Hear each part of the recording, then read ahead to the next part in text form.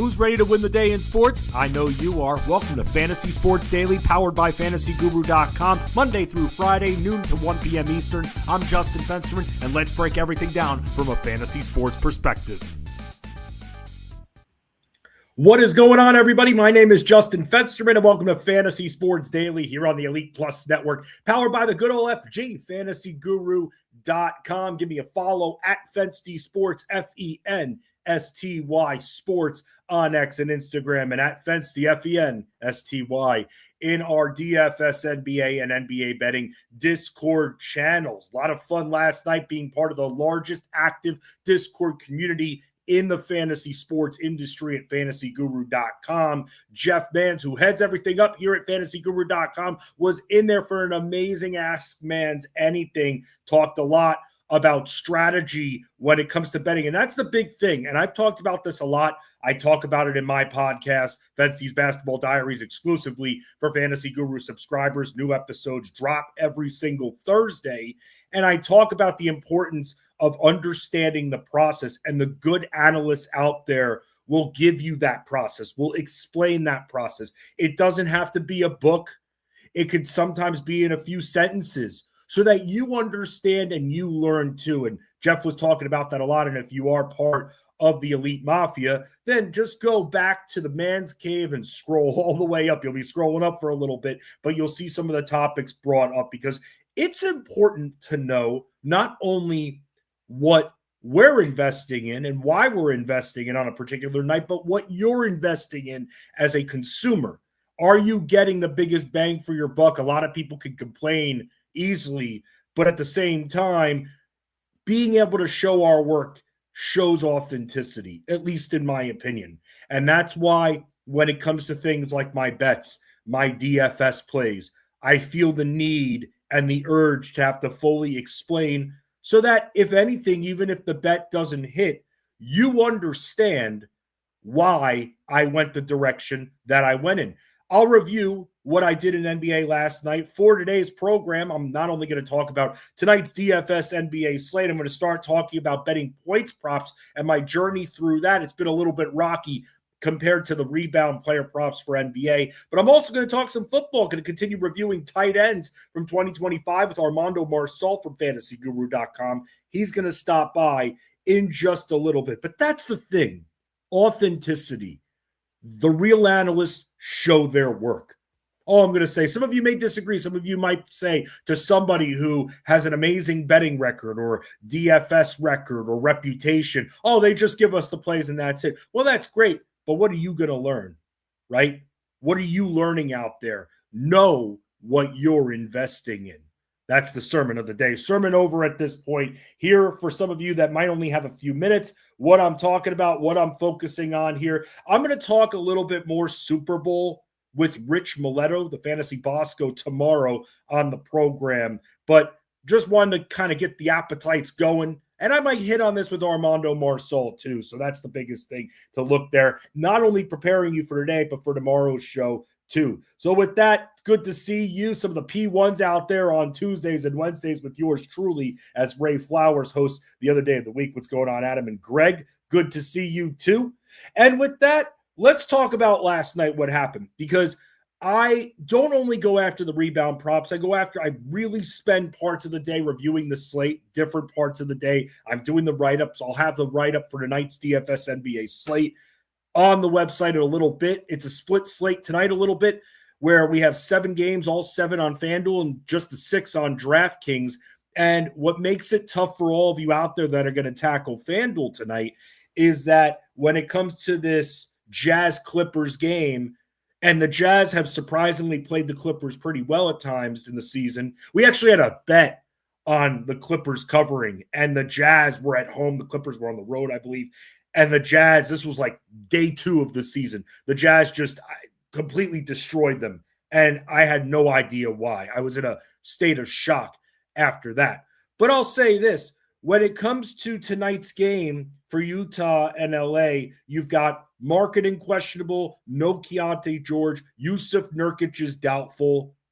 You've got Kawhi Leonard, who's questionable in this game. You've got Chris Dunn questionable, Jones and Bogdanovich out. There's a lot of moving parts. So I'm not saying I'm going to eliminate that game completely, because here's the other thing too. If both Markkanen and Nurkic don't play, I start to worry that James Harden even is not going to necessarily get us to that 5X. So at that point, if all those guys are out, and with the Jazz, who knows anymore? We've seen the shenanigans they've been pulling. But if there's a player that I feel like is at least safe, even if the minutes are chopped down just a little bit tonight, that's Ivica Zubac, because you're going to have Kyle Filipowski on him if Nurkic ends up not playing. And I feel like Ivica Zubac will have a very easy time banging around in the lane in the paint, if especially Nurkic allows a lot of production anyway, but that's one extra body that's taken off right there. And if Markkanen's out, he'll have the paint all day. And they don't even, at that point, in my opinion, they don't even need to worry about Kawhi Leonard at this point. They could just dump it into Big Zoo the entire time. And that right there, as of now, still very early on, because this game's a little bit later, that's kind of how I'm playing this situation out with the Jazz. I have, and you'll see some of the value guys in there for the late game that I'm thinking, but a lot of them are going to be contingent based, because their ceilings are going to be determined whether or not guys like Markkanen and even Kawhi Leonard plays. So, and by the way, those guys are GPP guys tonight too. I'll note that in the article this evening. But looking at tonight's slate, because it's unfortunate that the Clippers and Jazz isn't uniform tonight, because that's the second highest total. Portland, Washington, that's another one. The Blazers just playing last night, and that brings me to talking about last night's bet, where Donovan Clingan, I thought, was going to be taking the shots in range that he was taking last night, but he got off to a very cold start. And one of the things that I didn't see or foresee until later on, because as I was watching the ball not go to Donovan Clingan last night, he was taking threes at the start of the game, just threes, and that's it. And that's what made it very frustrating, and that really put us behind the 8 ball. But then in the second half, all of a sudden started attacking the lane once again. Remember, the Celtics front court, besides Jason Tatum, you had Garza out, Cade wasn't 100%. So I thought there'd be more dump-ins, no Avdia to split the defense. So there was a lot there. I don't only chase the analytics or anything like that. That's part of it. But for me, watching these teams and seeing the game flow and remembering watching that game, which is why I log every game that I watch. And it's hard for me to watch every single game every night. So for those that want to get better at watching basketball and seeing what these players are all about, I try and look, it's hard to do. I got a family. It's hard to do it every night, and it's hard to balance. But overwhelming majority of the week, I'm watching a half of one game and then a second half of another. But what I do in my notes is I note the situation. The second half, was it a wash? Yes, I'll still watch, even if there's a blowout going on, because I want to see what these second unit players are all about. I want to try to find pump plays for us. And if a player goes down to the starting lineup, I want to know what to expect from that second unit player. So yes, I'll still watch blowouts, but then I need to make sure that I'm trying to watch that team again in what should be a closer game. That way I could see who's closing out the games. That way I could see who's being relied on and who's just sitting there setting screens at the top of the key. And that's why I watch the way I watch. I know it's a little weird and unorthodox, but I'm a tapeworm. All right. It's old school. People don't watch anymore. I am a tapeworm. I always have been a tapeworm. I understand what I see. Visual learner over here. I understand what I see, and I write the notes that I do. You even see it. You essentially see a live version of that every single Wednesday for Watch Along Wednesday. That's why I sit in Discord on Wednesdays. So you can learn to watch the games. It's for my benefit, but it's for your benefit, more importantly, that you understand what you're investing in and who you're investing in when it comes to a player tonight. So we're going to have some big decisions to make this evening, because we've got to talk about the expensive guards on the board for the evening. And I'm going to exclude James Harden for this conversation here, because the big thing is, who are we going to pay up for? Because SGA is against the Pelicans, And the big question is with New Orleans, and we've seen it a few times, them able to hang around, that would give the Thunder starters some extra burn, even if the Thunder are up by double digits. It's one thing being up 15. It's quite another being up 25 in the middle of the third quarter. So we have no Jalen Williams and Hartenstein again. You've got a few players on the Thunder that are going to be out, so it makes Shai, Gilgeous-Alexander in a high-octane environment. Both teams play fast. It makes them a lot more appealing. Now, here's the thing with Cade Cunningham. The matchup is strong.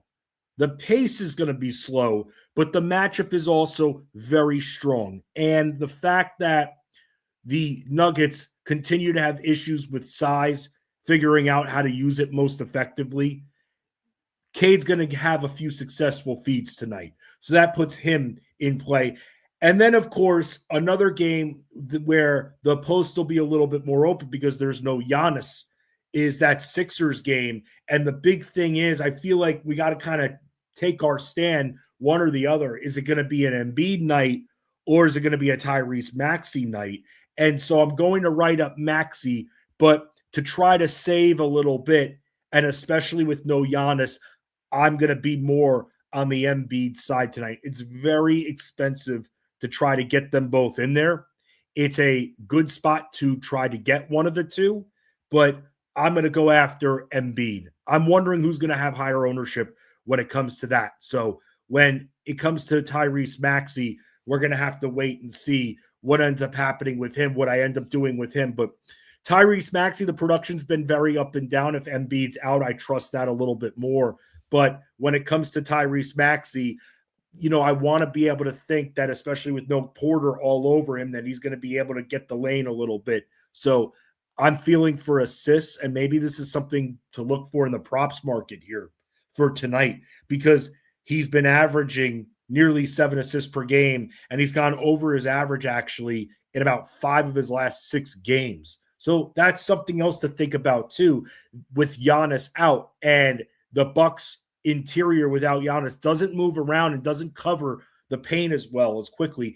And we know that Maxey, here's the thing, it's one thing with certain guards that they're just going to pass and pass and pass and pass. Like a guy like Isaiah Collier is going to pass and pass and pass. Maxey's going to try to drive still with Embiid, and there are going to be portions of the game. Remember, what generally happens with Joel Embiid is that he plays all of the first, or at least nearly all of the first quarter and nearly all the third quarter. And then he plays about half of the second, and depending on the situation in the fourth, half the fourth if it's a close game. That's kind of how it works with Joel Embiid. So that still leaves a little bit of room for Maxey to produce. But then here's the question I have, and this is where I'm getting stuck tonight. I am, because I'm trying to figure out what to do with this Knicks-Kings matchup. It's hard to ignore because the Knicks have had their defensive issues. Yeah, they're starting to figure it out a little bit over the last couple of games, but they still have their issues. And Sabonis is still going to be slowly integrated and worked in, so he's not going to be playing full minutes, but he's at a very appealing price point in that 8K range. Brunson, on the Knicks side of it, Brunson and Towns also are very attractive. But here's the thing. Jalen Brunson has been one of the toughest players to trust all season long when it comes to his production. Heck, I know they got banged up in that last game a few weeks ago when these two teams locked up. But we've seen Sacramento be very vulnerable against guards. Russell Westbrook was doing a good job. He's not doing a good job anymore because guards are really starting to get to them. So Jalen Brunson tonight, because look, when we have 3 very appealing high-priced guys, I try to think, is there an easy way out? To me, there's no easy way out when it comes to Jalen Brunson. But Jalen Brunson is someone that I'm into. Someone that I think, if you're looking to be a little bit different, or if you're looking for if you end up spending up on guard, a mid-price guard to go along with it, someone that we can continue to look at here with no Kevin Porter, and he's priced up a little bit more, Ryan Rollins. Remember, no Giannis, no Kevin Porter. Who's going to be bringing up the ball and who's going to be handling a lot of the feeds? It should be Rollins. And Rollins, here's the thing with Philly. You can get to Philly. They play slow, but you can still get to them. And that's where I think he'll have some successful feeds tonight, especially if Bobby Portis is hitting them from deep, because he's going to be open at the arc a decent amount of this game. Embiid's going to leave him out there a good amount. So he's going to be seeing some high percentage threes tonight. But the big question is, can Ryan Rollins come through? We've previously seen Rollins succeed in this matchup. He has a 16-6-7 line against them. And Philadelphia gives up a good number of boards. So we should expect to see, we saw him last game take 20 shots. We should see him in that 15 range tonight for this one, because they're going to need that offense from him. Because at this point, when it comes to who's going to give them reliable enough offense, it's going to be Kuzma, who Kuzma for the scoring, but he doesn't really do anything else. And then it's going to be a lot of Rollins tonight. And then hopefully Bobby Portis is hitting shots, because that's going to be huge when it comes to Rollins and his assists. Rollins is also a decent rebounder too. So are 4 rebounds out of the question for Rollins? No. Are 5? No. Is that going to be an area that maybe I look up tonight when it comes to props? Yes. I'll think about that, maybe even included. But he's someone that, while we had seen a lot of those 6 rebounds games, 7 here over the last few, we've seen just 3 to 4 in 3 straight. So tonight has that opportunity for him to bounce back. So that's another area where we can look when it comes to Ryan Rollins here. That, to me, is a little bit of a cheap way out. Colin Gillespie, as much as I like him, I don't think he has a high ceiling. He's also mid-range price, but we won't have Devin Booker. We'll have to see about Jalen Green. That's a situation that we're going to have to wait on, because if Jalen Green is out, and this Phoenix-Brooklyn game is very unappealing, but if both of those guys are out, we know Booker is, but if Green is out too, then all of a sudden guys like Gillespie and Grayson Allen become even more interesting. And I do like Grayson Allen, but it's hard to really love any of these guys on Phoenix. It's hard to really pinpoint where the opportunities are. Mark Williams, though, I'll say this. Mark Williams did well last time they matched up, and he's pretty cheap. He's under $6K. So a guy like Mark Williams, he's on a very short leash. They'll have no problem taking him out, but he should be able to get mid-20s minutes, and he should be able to do damage. It's not like the Nets front court is so threatening. They won't have Noah Clowney tonight.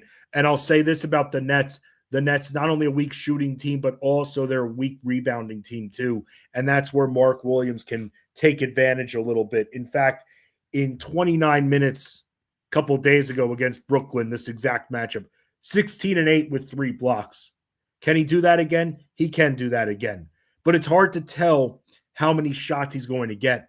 It's looking like you have to kind of expect him to be in a matchup like this in the 6 to 8 range, because they can't have Devin Booker because they don't have Devin Booker. There's so many shots to go around. So I think 6 to 8 is a very safe range. Can it go up? It can go up. It can. But he's got to find a way to get in positioning. What I find with Mark Williams is he tries to find his spot. When his spot is taken, he then doesn't try to fight in the paint. Maybe he feels like he's going to intersect with whoever's on the ball and trying to drive and split the defense a little bit. Maybe he's told to, if he doesn't find his spot, leave the paint immediately. He's got to fight for positioning a little bit more. Use that big body. That's one of the things, because if he doesn't do it, they can look at Iguodala, who will do it. And when it comes to contact, he doesn't care. He'll battle Nick Claxton and be very physical with him. So they need Mark Williams, who's a little bit more offensively sound than Iguodala. They're going to need him to get inside a few times. And we've seen it once before. The Nets don't have a lot of big bodies to adjust. And when it comes to Brooklyn, and I spoke about this before too, because the Suns play really good defense, there's no pace attached to this or anything like that. I'm actually going to lean off pretty much everybody on the Nets tonight. I'm trying to convince myself that maybe Sharp is someone to look at, but even Michael Porter, I don't think he has a really high ceiling, and we've seen that ceiling go down a little bit lately. And we know he can score, but he needs to be able to rebound, slow pace game. This is just one I'm not that attracted to. And I'll say this about the Suns. It's weird. And this is why you got to watch a little bit. You learn a lot. I've learned this just from watching because I'm looking up these numbers and I'm not understanding why the Suns are so good defensively. But at times when I'm looking at the numbers, their offense just really does them in. I'm starting to watch them a little bit more and realize how good they are at slowing teams down. Very hard to mess with their wings. O'Neal, Dunn, they have been very strong defensively. They've got a lot of just good defensive guys, and it's shown throughout the year. That's why I don't go crazy when it comes to attacking them for betting or for DFS.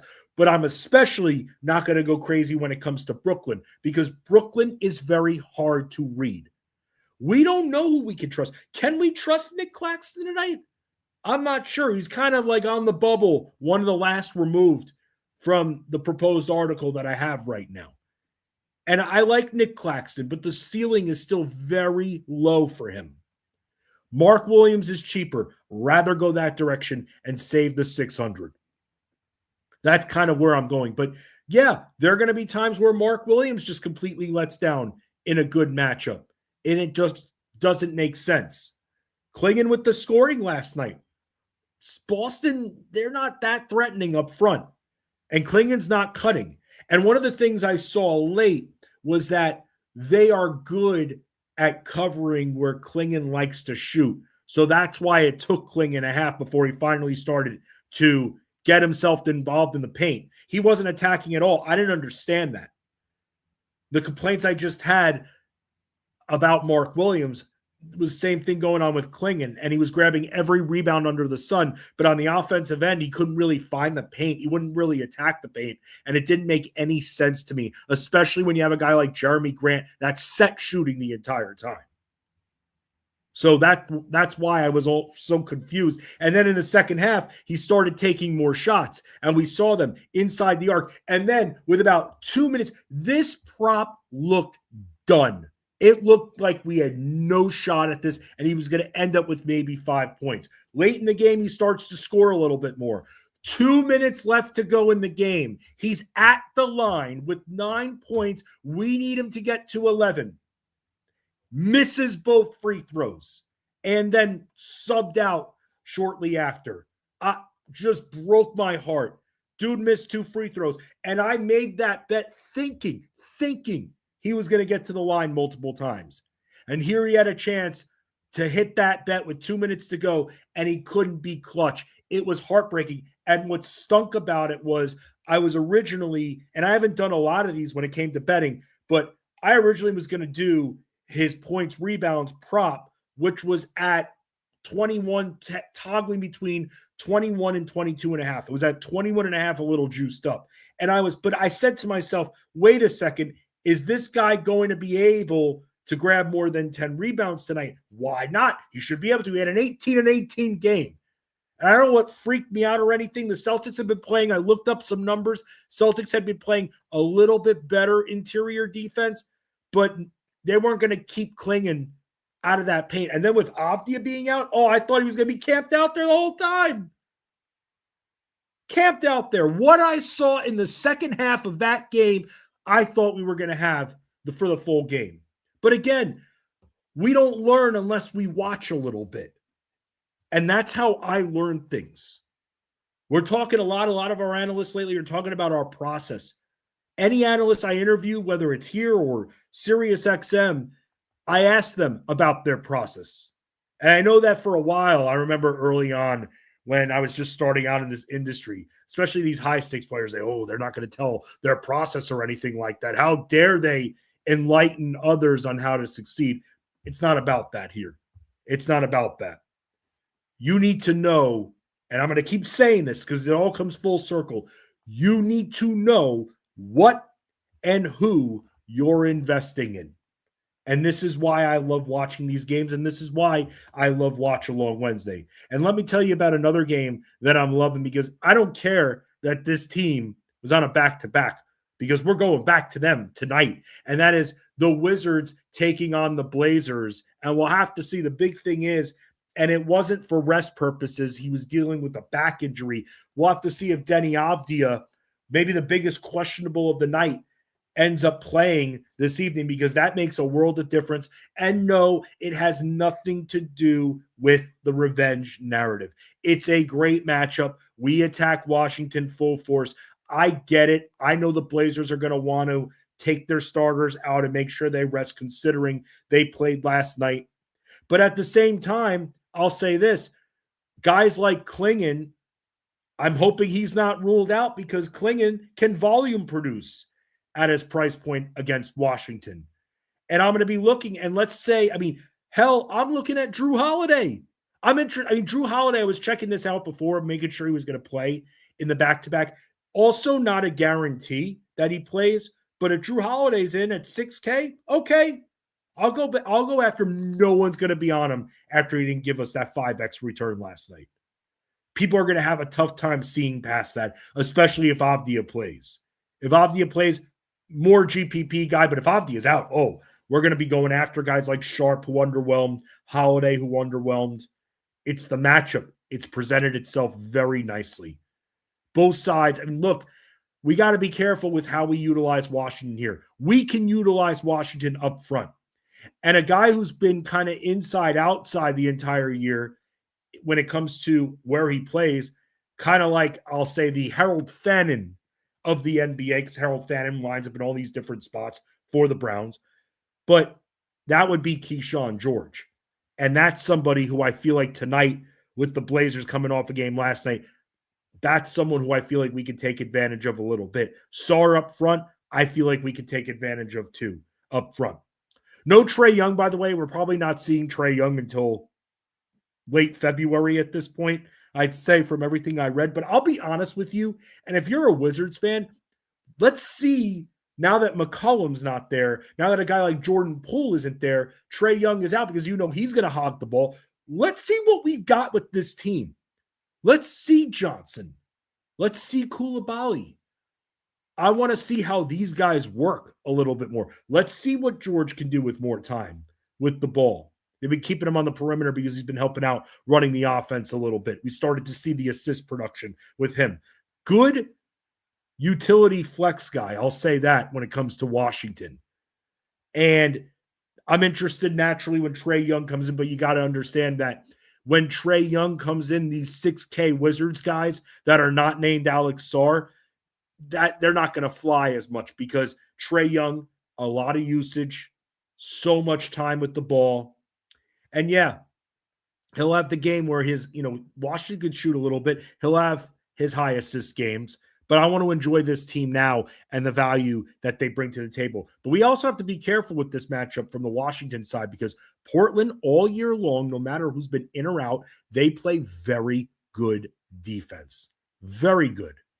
And there was a reason why, if you look at last night and you see what they did when they were facing Boston, a very, very tough matchup against Boston. And they hung with them. They hung with the Celtics for a good portion of that second half. They lost the game by 8, but the fact that they were able to do that without Deni Avdija and a full-strength Drew Holiday, very impressive. Just very impressive. And that shows that they're disciplined defensively. And they know how to slow you down a little bit too, which was also something interesting to watch. So let's be careful with Washington, but I think up front we're safe to attack with Alex Sarr. I'm wondering if they're going to try to switch Jeremy Grant on him. Hell, I'm wondering who's going to be in from this Blazers team, because look, if we get maybe a Jeremy Grant out or an even Avdija out, then all of a sudden I'm a lot more interested in this game, because everybody knows when the Wizards are on the slate, you just got to be careful. Their defense is dog doo.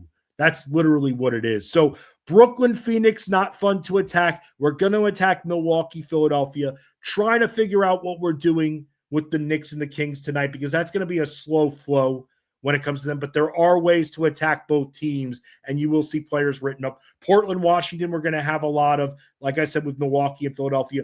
Pelicans and the Thunder, we're going to be there too. I like that fast flow.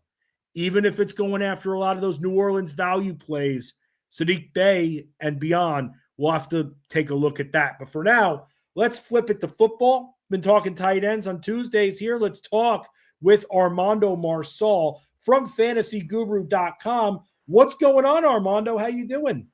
How's it going, Fensty? Oh, great. The Nets are on the slate again, Armando. You're the schedule maker. Why are you doing this to me?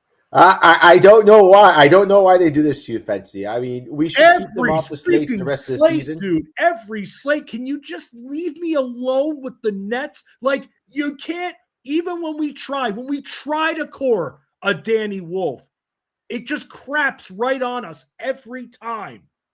Yeah, it usually doesn't end well. I think we've learned our lesson, right? I think it's not going to happen anytime soon. At least I hope it's not happening anytime soon, Fensty. You guys should just see the text messages sometimes between us when we're tweaking out the core plays. Never again. Never again. So yeah, good call. I want to give you a little bit of credit before we talk football. Amazing call on Luka last night, man. I mean, I know it's Luka. It's like, oh, Fensty, way to kiss his ass. I'll say this. To pay up for the highest price guy, that's a big commitment and decision. And it impacts the rest of everything when you spend up there. And there are nights you do it, there are nights you don't do it. And dude, I like Luka. I wrote him up, but I tried for a little bit more balanced core with the Houston guys who I thought going up against Memphis, they're just going to waste them away in volume. Dude, that takes balls to pay up for Luka. And yeah, with no Austin Reeves, man, you solved and you had a 40-plus point game alone from him. Yeah, it was a huge performance. I was watching that. I mean, it was just incredible to watch. So there are going to be slates that call for paying up for the highest price guys. There's going to be slates that call for more balanced lineup. And last night I went with a little bit more of a, pay up a couple of guys and then, pay down. It didn't work out because some of the value guys I had, pinpointed did not pan out. I mean, Kevin Herter had a horrible performance there. So he was not a good call by any means. So it did not work out. But yes, there are nights that you do want to pay up, right? And you looked at last night's slate. He offered a great ceiling. I think it was a pretty good matchup there as well for him.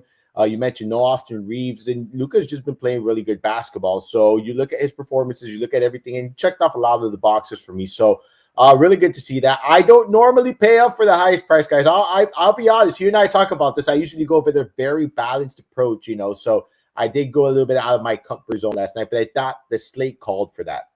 No, and you nailed it perfectly right there. For me, I nailed Tyrese, who I had in there. Also nailed that Tyrese point bet, which was great. Amen Thompson gave us 4X, so I missed on that play. Just missed the 5X.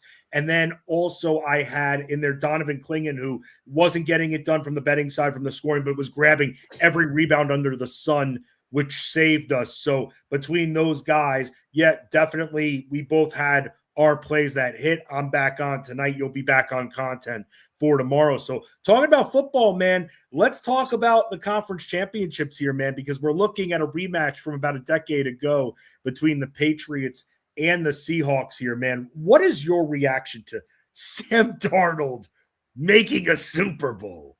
The 2018 number 3 overall pick, right? Was it 18? I think it was. Yes, yeah, if I'm not mistaken. Yeah, I mean, look, right after Barkley, right? Yeah. I think Josh Allen, Lamar Jackson were also in that draft class, if I'm not mistaken. I mean, look, it took him a couple of years, right, to get where everyone wanted him to get to. But look, he's there now.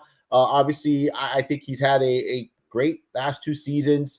Did he play his best football all year long? No. Did he, is he the biggest reason why they're here today? Maybe not. This is an incredible defense. They've counted on them quite often, but in a meaningful game last week, right? In a game that it's win or go home, and he needed to show up. He actually did show up, and he played really good, especially down the stretch to close out the game. Made some really good passes there, and just the Rams defense had no answer for him. So I was pretty excited to see that. I was rooting for the Rams. I had the Rams winning that game. I wanted to see Matthew Stafford and Adams get there and maybe try to win a Super Bowl there. As they're reaching the tail end of their career. So you kind of want to see those kind of players win out, but it's good to see for Sam Darnold. And on the other side, a lot of people have been discrediting, the New England Patriots and whatnot. Look, guys, they're in the Super Bowl. Like, it's a very difficult feature. Like, that is very difficult to accomplish during the Super Bowl. And yes, Drake May has not played his best football in the postseason. Yes, this offensive line has had some issues. Will Campbell has had some issues, but they've played some of the toughest defenses in the NFL and some of the toughest defenses we've seen in recent years. Like Houston's defense is incredibly talented. Denver's defense, and then the weather condition in the second half. I mean, that's insane. That's a difficult, ask for a second-year quarterback on the road in the conference championship game. So, yes, he's not playing his A game. I get that. But he had a hell of a season, man. This team made a great turnaround. And I know a lot of people don't like seeing the back here, but to me, I thought it was pretty cool. You got a very young quarterback who I think has a very bright future in the NFL versus a quarterback who a lot of people counted out many years ago and could consider Darnold a bust, and now in the Super Bowl. So two quarterbacks peaking in very different times of their career. No, absolutely. And I'll say this, man, and just brushing on the Super Bowl here and everything, you talk about New England's defense. Is there any way they could stop JSN? Because, I mean, I was just looking at props, and I know that the big game is days and days and days away, but seeing him at 8+ receptions, for instance, and even seeing him as possible Super Bowl MVP, you've barely seen anyone stop this guy. And I just don't know if there's an answer to stop him. The short answer is no. I mean, look, he's one of the best route runners in the NFL. He had an exceptional season, and he's going to get peppered with a ton of volume. And he's a very efficient receiver. And I don't expect anyone in New England. Can you contain guys like JSN? Absolutely, you can contain him. But what does that mean? He's still going to do his damage. He's still going to be impactful in this game. I don't see him being shut down. I think if Seattle does win this game, I think he's going to have a big part of that offensively here. I don't see them shutting him down by any means, Fensty. Now, before we talk a little Super Bowl, we have a little bit of breaking news here from the last hour or so that the Bills are going to promote Joe Brady and have him be the coach here. So we know what Joe Brady does. Is he always Mr. Fantasy friendly when it comes to the passing? No. But at the same time, getting everybody involved keeps everybody ready. I mean, are you surprised? Were you surprised when McDermott got let go? And are you surprised that they just ended up promoting from within here? I was surprised with McDermott. So surprised to a certain extent. You kind of felt that there was some heat there, and if things didn't go right, and I think maybe the franchise thought a different direction would be it. I don't think McDermott deserved to be fired. I thought he did a good job there in Buffalo during his time there. I don't think he was necessarily the problem. The fact that they, promoted from within, I'm not too surprised given the options out there right now. And I think, kind of not to shake things up too much and kind of keep a similar system in place. So I don't expect much to change here in Buffalo. A team that was already spreading the ball, right? When you look at it, there was really not a consistent factor in the passing game there in Buffalo this season and even in years past there. So I kind of expect a similar approach. Josh Allen is going to be Josh Allen here. So I like the fact that they're kind of trying to keep things very similar here for this, because this is a team that, they had their chances here, I think. But it wasn't necessarily, coaching itself, but the defense was not playing well. They have some holes here that they need to address. I think the issue is higher up in the pecking order. Right. So Armando, before we start reviewing some more tight ends here and talking about, their situations heading into next year, might as well ask you, what do we have coming up on the site when it comes to Super Bowl coverage and content?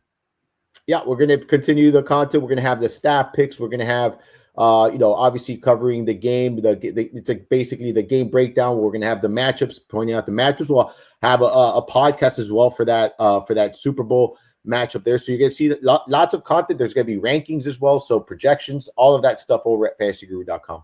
We can't wait for that. They can't wait for the big game. And it's good to see new teams getting involved. It's weird saying the Patriots as a new team, but it's been years since we've seen them. So new blood, always good. Let's talk about some of these tight ends that are going to be participating in the Super Bowl. From a fantasy standpoint, Armando, Hunter Henry, when you look at total points, was the 9th ranked tight end in 2025 with his 60 catches here, and 2nd on the team in targets, including, here's the interesting thing, 23 in the red zone alone. And so I have to ask you, because when it came to the draft capital, he was barely any last year, but so going into next year, and especially with the Patriots being where they are right now, is all of a sudden they're going to be like a 1-round premium, or is this a guy that you foresee being still a 9th, 10th round targeted guy? I don't see much increase in his stock, really. When you look at the production, like if you look at the overall season, yes, he was a top 10 tight end, but you look at the week-to-week production, is very volatile. He had 2 games of over 20 fantasy points. Then he had another 6 games of over 10 fantasy points. And the rest of his performances were below 10 fantasy points there. So he was very, as far as scoring, he had 0 to 10 fantasy points in 9 games, 11 to 15 in 5, 16 to 20 in 1, 21 to 25 in 1. So like there's a lot of volatility. I don't think people are going to be investing in that. I still think he's going to be a good target, but you just got to understand what you're investing in. This is a team that spreads the ball around. Drake May did a phenomenal job this season doing that. So it'll be interesting to see what changes we see offensively here, but this is not a team where I think you're going to see a consistent role for Hunter Henry. He's going to be very hit or miss, but someone at the end of the season, if you ride him out, this is the perfect thing. If you draft him, you ride him out, there's going to be ups, there's going to be downs, but at the end of the season, you're going to get a top 10, top 12 performer. His opposition in the Super Bowl here, someone who actually caught 52 balls and 7 total touchdowns. He had a rushing one in there. 3rd on his team in targets, too, because a ton of them were funneled to JSN, and that's A.J. Barner. Do you think that with this offense now and obviously solidified, do you think that going into next year that maybe Seattle will put a little bit more emphasis on getting Barner involved early on? I don't necessarily think so. He had a 15% target share this season. Very dependent on the touchdowns there that he had. You look at the numbers, man, and he only had over 50 receiving yards in 2 games this season. Very inconsistent as well. Another player who volatile floor. So I view him as, again, you're looking at a potential top 20 tight end here that's very dependent on touchdowns. So it really depends on what additions we see in this offense. Do they add another pass catcher here? Is it going to impact him? Ideally, I want a little bit closer to a 20% target share. If I'm going to place a lot of emphasis, that 15% target share on a low passing volume team is just not very ideal for me. Speaking of not ideal, let's talk about the Baltimore situation at this point here. Dude, I know, right? It stinks. It's like, dude, just retire already so we don't have to deal with this anymore. But Mark Andrews, who was being drafted right inside the top 100 here, I mean, he himself had 48 catches and 6 touchdowns, and we saw him stay healthy. But he finishes, when it comes to total points, outside the top 15. And looking at the snap breakdown between him and Likely, you saw Likely on the field more than Andrews in a good amount of games too. So while he's there, I mean, at this point, I don't know if the coaching situation changing will impact this or not, with Minter coming in, who's familiar with the Harbaugh antics. But how do you look at Mark Andrews going into next year?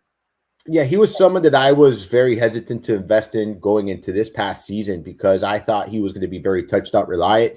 Look, 17% target share, 4.1 targets per game. You mentioned that he played 62% of the snaps, likely right behind him in game 2 he was healthy, 57% of the offensive snaps. And there, like you said, some games where he outsnapped them. Likely 2.6 targets per game was the average there for him. Neither of these are high volume guys. I think they continue to eat into each other's ceilings. And because of that, it's just a very risky investment. And you're really hoping for touchdowns from these two. If we had more volume, more consistency in the passing game, then yes, maybe one of these, tight ends could be dependent on. I think Likely has all the potential in the world, but so long as Andrews is there, he's just not going to get the full workload here, in my opinion. So interested to see what happens here moving forward. But neither of these tight ends are going into that 2026 season for me as tight ends. I really want to invest unless things change here between now and, draft time.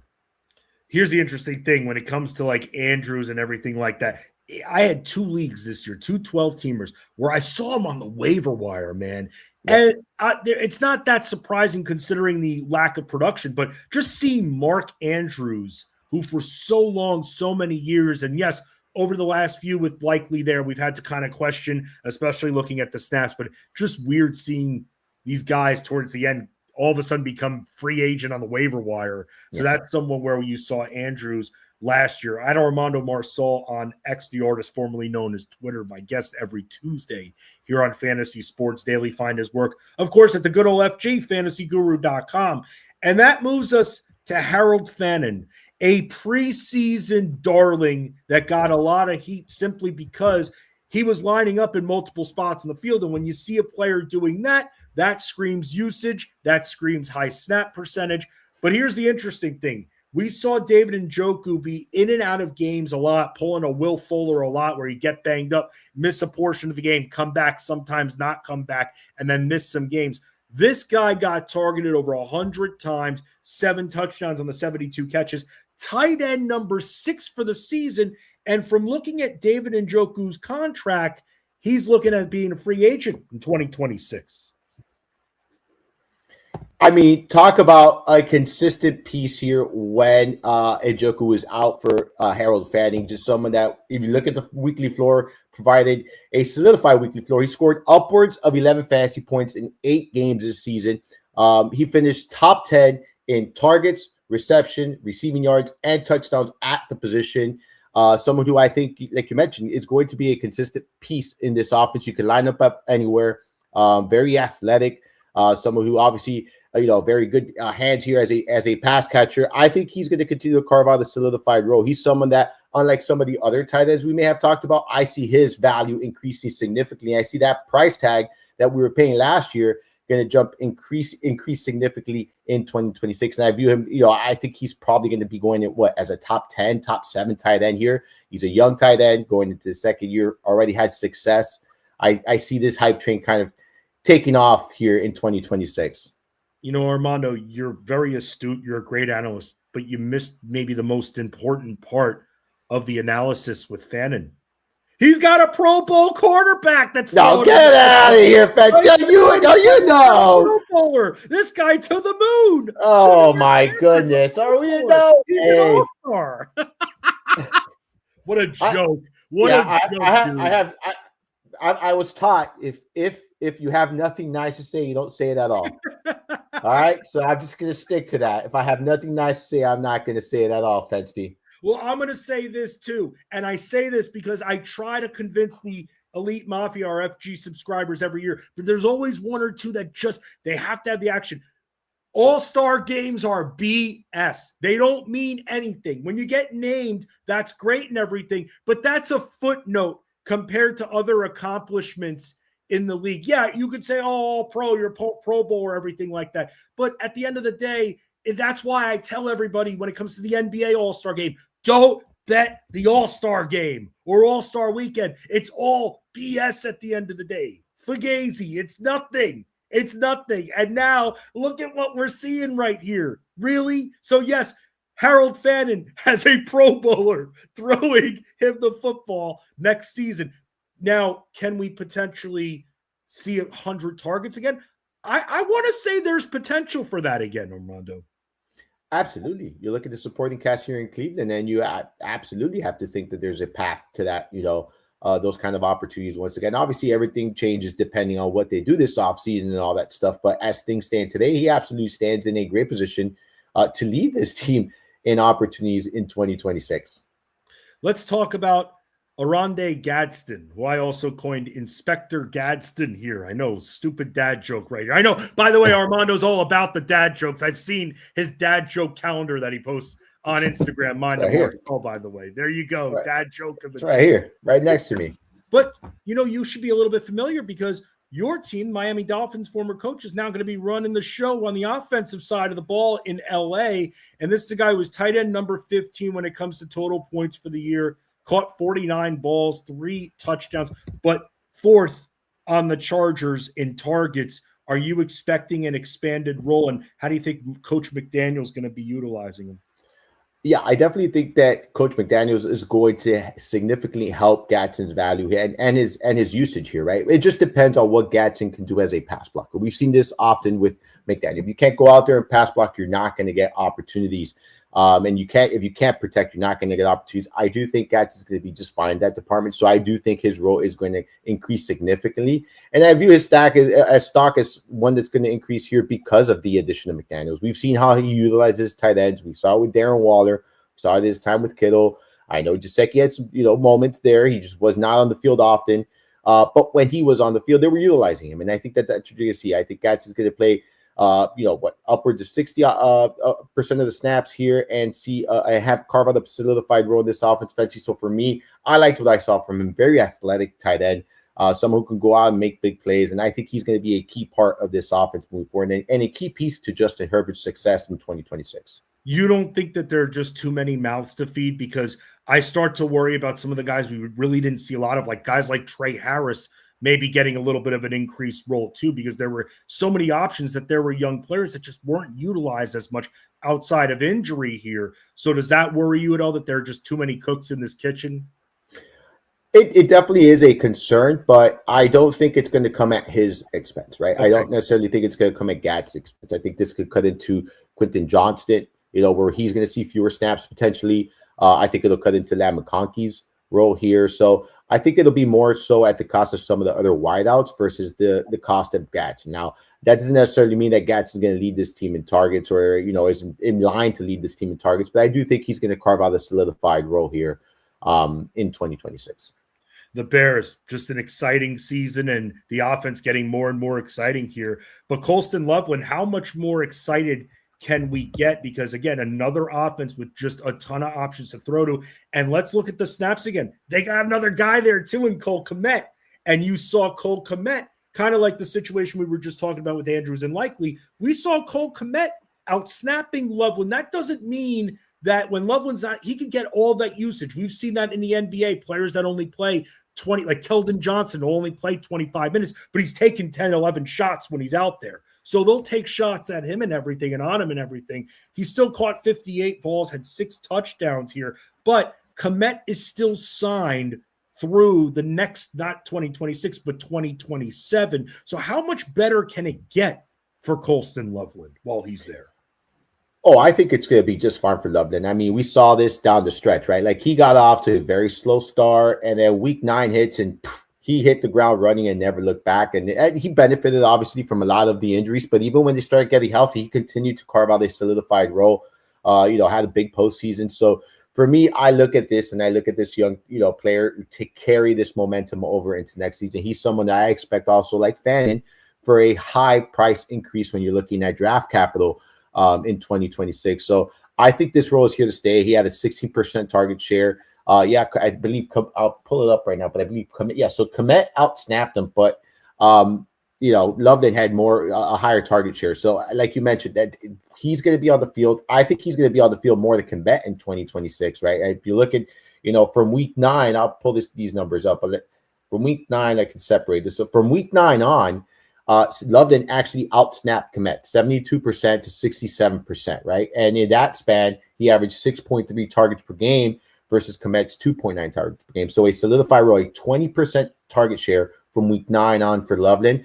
I think that's kind of where you're going to see him. I think Caleb Williams felt very comfortable throwing him the ball. He obviously is an incredible playmaker, finds himself open in the middle of the field, a huge red zone threat. So I think Loveland's year 2 is going to be kind of where he picked up, he's going to pick up right where he left off in year 1. You think he'll be able to be drafted in that Jake Ferguson 9th, 10th round range, or do you think the excitement of the Bears offense is going to push him up a little bit despite the endless amount of targets that they have?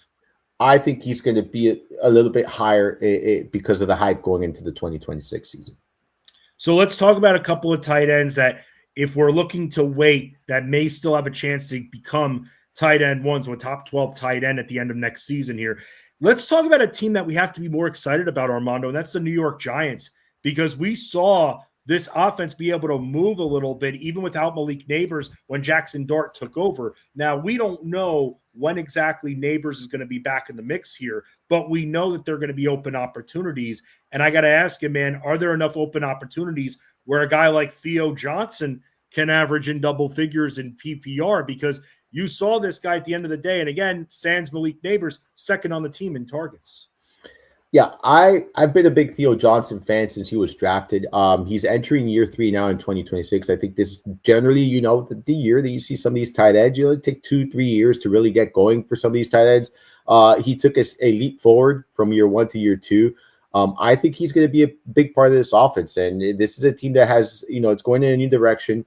They obviously have a new identity with a new head coach, so I think they're going to turn it around really quickly. It's a matter of how, is Jackson Dart going to be able to stay on the field for all, 17 games? That's a big part. And is Theo Johnson also going to be able to stay on the field for all 17 games, right? Because he's missed some time early on in his career in each season. So I am a big fan. I don't think you're going to have to play a high draft caliber. He's probably going to be, obviously I haven't started my drafting process or any of that, but I would say this. I'm probably going to be targeting him a lot in best ball as my second or third tight end, depending on where he's going. And he's probably someone that in deeper formats, a 14 or 16 team PPR league, where if I wait on the tight end position, probably won't mind lasting or landing on him here as my tight end. Obviously, got to see some moving pieces and stuff like that. Still early in my process, but he's someone I'm a big fan of. I have him in Dynasty, and I'm pretty eager to see what happens in 2026. Oh, I can't wait to see the deal with the Giants. And when the Giants are all healthy, all those personalities I feel like a lot of people are going to fall by maybe not this year, but 2027. As long as everyone stays healthy and on the team stays compact, everyone's going to be in love with the Giants again with what they have. I'm sorry. I actually read the tweet yesterday. I obviously don't know how accurate this is, but they're apparently the most betted team right now to win the Super Bowl in next year, like at plus 8,000 or something like that. We have to look at how accurate that is, but that is the hype. The Super Bowl. Yeah, that's what I read the tweet. I obviously don't know how accurate that is, but I was I saw it yesterday. I'm like, is that? So apparently they're the most betted team right now. I'll dig into that, but it appears that they could be the most betted team. Armando, I'll take the field, okay? yeah, I know. That's this is the hype train, and you kind of see these things, right? Like, and you mentioned it with the Chicago Bears hype. There's going to be the New York Giants hype because they get Harbaugh and they're an exciting offense. And but wouldn't you think with what we saw from the Bears that the Bears would be more of a betted team to win the Super Bowl than the Giants, even at this point with them just getting Harbaugh? Oh, absolutely. They're just probably. I mean, I don't. It's all hype. It's everyone's excited about the odds. Exactly. Yeah. It's the odds that you're getting. Dude, I talked to my barber, who's a diehard Commanders fan, and the second they drafted Jalen Daniels, he bet every future possible on the Commanders, and a good amount of them actually worked. The over on the wins, win the division. I mean, or at least being able to make the playoffs. That one hit. So he actually bet like all the futures, and I'm like, dude, what are you doing? Like. Not going to win the Super Bowl. And I ended up kind of apologizing to him. I'm like, dude, I thought you were crazy. They went to the NFC Championship last year. So the final tight end I want to ask you about is someone who's on another team where there's just a boatload of options. They're going to have Travis Hunter coming back in, and he's going to be taking some targets on too. They've got Washington. They've got Thomas. They've got Myers. They've got their running backs to throw to too. But then there's Brenton Strange. And here's the interesting thing about Brenton Strange, Armando. If there's one thing we can say that kind of separates him, consistent red zone targets. The final 6 games, including their playoff game, he had received targets in the red zone, and that makes me a little bit intrigued. Only played the 12 games, but had 46 catches. You saw when he came back that immediately Trevor Lawrence started looking at him a little bit. And he didn't get a high volume of targets or anything like that on a per-game basis, but he was still active, and especially in that red zone late. Yeah, he was very efficient, right? He was a very efficient tight end. And I think that that's what we need to expect from him, moving forward. I agree. I think that there is going to be a lot of mouths to feed here, with these pass catchers here in Jacksonville. But Myers is there. So they've added some pieces there. So I don't know if there's going to be consistent volume here on a week-to-week basis, but I still think he's going to be a pretty decent PPR floor play, right? Because that doesn't mean that just because he's not getting consistent 6-7 targets a week, he's not getting those 3 to 5 targets a week, right? So there's a path for that. And being that he's efficient and given his red zone, involvement, I do think that there's a path for him to produce and return value if you're taking him, in those late rounds where I think he's going to be going, right? I don't necessarily think he's all of a sudden going to be drafted as a top 12 tight end. So I do think you're going to get value on kind of guys like this. And if he, continues to be a big weapon for them in the red zone, he might be touchdown reliant and touchdown dependent, but he would be in position to score a lot of touchdowns if his role remains solidified, especially for a team that I expect to continue to be a force offensively and continue to be a force in the AFC. This is a team I don't think we've seen the end of the Jacksonville Jaguars yet. I think they're going to continue to improve. I like the new coaching staff here. Obviously, they had a great turnaround this year. So I do think he's going to be a part of this offense, but is he going to have those, 5 to 7 opportunities per week? Probably not. More than 3 to 5 when everyone's healthy, but still, I think that's a decent role here in this offense. He joins me every week. He's Armando Marsal from fantasyguru.com, also hosts the Mind of Marsal podcast and our roster coach. We're going to have a roster coach live stream tonight, 7 p.m. Eastern on the site. Yep, there's 7 p.m. Eastern time every Tuesday, roster coach live stream, so make sure you check that out. Absolutely. You can find all of Armando's content at fantasyguru.com. Armando, again, thank you so much for stopping by, for talking tight ends and a little bit of the Super Bowl. Next week, we'll dive even further into the Super Bowl. Maybe I'll dig up some ridiculous props and you could call me an idiot for wanting to bet those props. But hey, if there's a chance to win, we'll do it, my man. I appreciate you. Yes, sir. Thank you so much for having me on. We'll have some fun props next week. We'll do that. I'll search for some as well. We'll do that. We'll make it happen here. He's Armando Marsal. I'm Justin Fensterman. I'll be back tomorrow, noon Eastern, for Fantasy Sports Daily. Tonight, I will have the DFS NBA article for you up a little bit later on, and then I'll be in Discord. Greg asked me very quickly, Michael Porter, over 23.5 points. Greg, I'm going to say this. It's going to be very, very sweaty against Phoenix. I don't bet against Phoenix here. That was something I was talking about a little bit early. So I'll say this. I'm a little bit shaky on it. So just bet it small if you do so here. Because as Armando, I'll say this while you're still here. Attacking Phoenix is tough. They play damn good defense. Yeah. And you're just – I think it's going to be so close. It's going to be very close. Yeah, I think it's too close. I think this is too close for comfort, right? Like this is one of those situations where it's so close that you're just – it's not really worth it. Right. There was a real good edge here maybe, but I don't see the edge here. Yes, and one more thing I'll say, Greg, because I saw your message. Fensty. I see Fensty all the time. Even some of my best friends write, I know, right, Armando? Fensty instead of Fensty all the time. I get it. The letters are close on the computer, but it's just something I always see. And Greg, I've known you for about a few weeks here, it seems like, or at least on the internet for a little bit. But to my best friends that might be watching out there, Fensty. For Armando Marsal, I'm Justin Fenster. Greg's like, I'm so sorry. I'm sorry, Fensty. I'm never responding. Greg, it's all good. I'm a DC, Maryland, Virginia guy. I see your logo right there. This is Fantasy Sports Daily here on the Elite Plus Network, powered by